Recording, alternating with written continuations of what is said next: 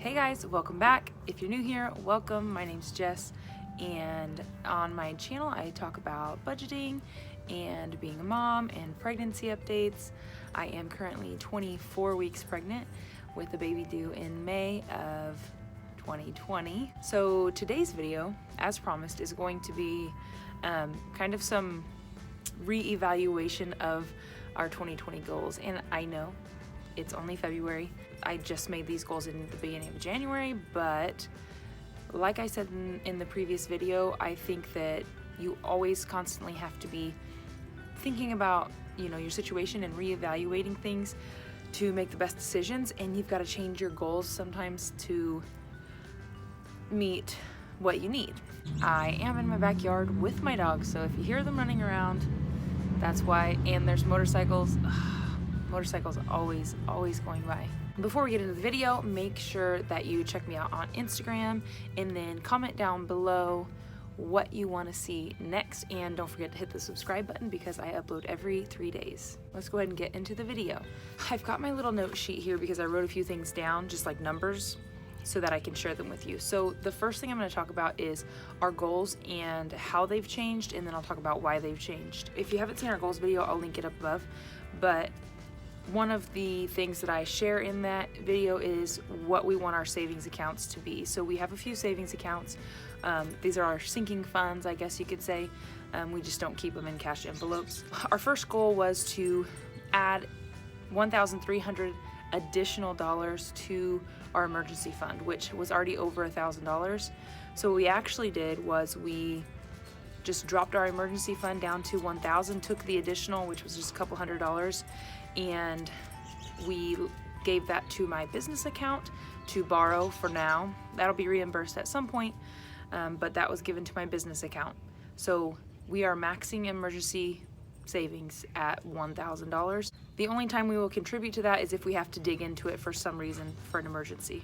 The next thing that hasn't changed is Christmas. We want to save $1,200 in our Christmas savings, and we're sticking with that. I just still think that's important to not have to be stressed out at that time, so that is staying the same. With our medical account, we were going to save $1,200, and we have decided to cap that at $300 instead, so we're almost there.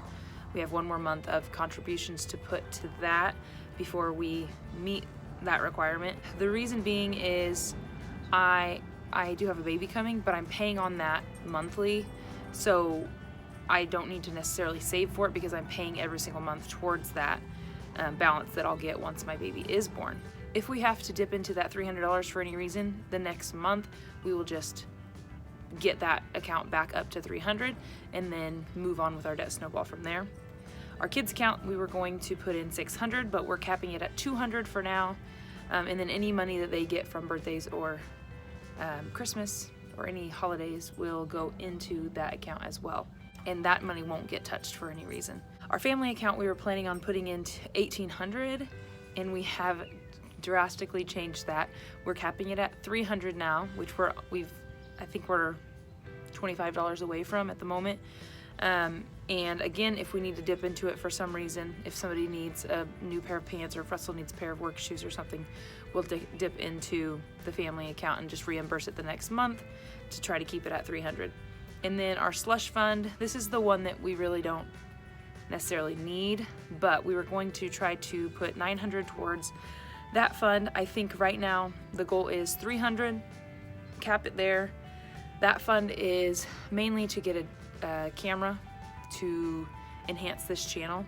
That's not something that we feel the need that we have to contribute if we can't, but we can right now. And then once it gets to $300, we'll cap it there. Once I make enough from the business side of things, then I'll combine that money with the slush fund and I'll buy a camera. Those are kind of the numbers that have changed, I guess. And the reason being is that we just kind of started to think about our debt snowball and think about how quickly we want to try to pay things off. And we were looking at 5 years before everything was paid off. That's all my debt plus Russell's debt. And that's great, but we want to try to pay it off faster. So I was just thinking, as long as we have these accounts at a comfortable number that we know if we need it, we have it there, rather than just continuing to contribute to the accounts and put that money into the accounts. Once we feel like they're at a good number, then we just take the rest of that money and put it towards the debt snowball. And I did some calculations, and that's ultimately why we chose to, and I'll share those with you. Currently, there is a spreadsheet, and I'll link it down below. This is the spreadsheet that we use. It actually like lets you put in all your debt. You put in the amount that you want to do for the debt snowball, and it calculates like when you'll have everything paid off, how much interest you're going to pay, if you want to do a debt snowball, debt avalanche, or you know, whatever, however you want to do it. And then it also has another tab that you can click into. It tells you exactly when each loan will be paid off.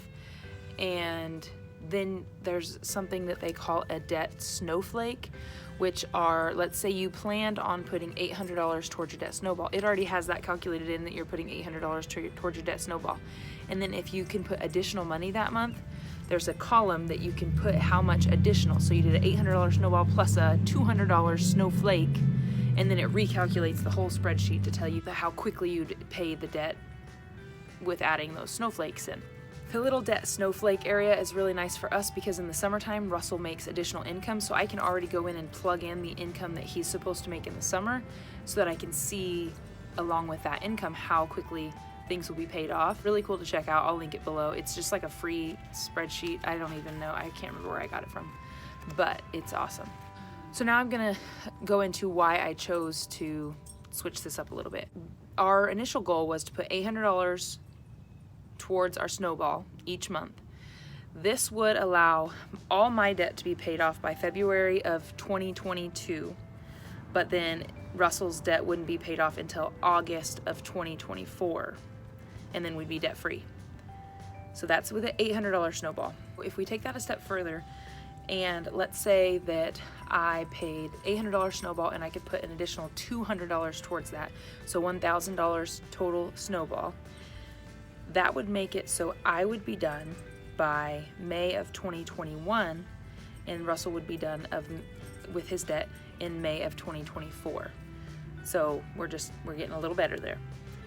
Then I thought, well, you know what? If I could put 400 extra, so 1,200 total to the debt snowball, so 800 plus 400 extra wherever I can find the 400, then I could be done with all my debt by November of 2021, and Russell could be done by December of 2023. So that made a huge difference. We went from being totally debt-free in August of 2024 to being totally debt-free in December of 2023.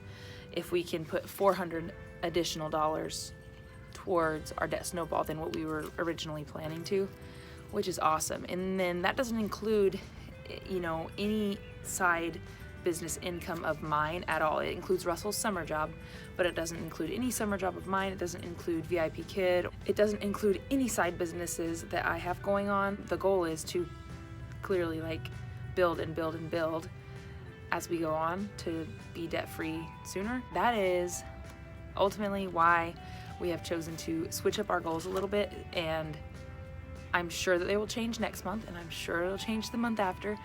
But I think that's a good thing. I think it's good to reevaluate and to keep looking at your goals, because a lot of people write goals down at the beginning of the year and then they never go back to them. And that's not necessarily the best way to get your goals like fulfilled. I really hope that you liked this little goal update. If you have goals for 2020, or if you had to revamp your goals this month already, go ahead and comment down below and let me know. And then don't forget to subscribe, because you know I post videos every 3 days, and we'll see you next time. Go on, Sadie. Lay down, sissy. With our medical, the next month we will... Roscoe, hush. Just continuing to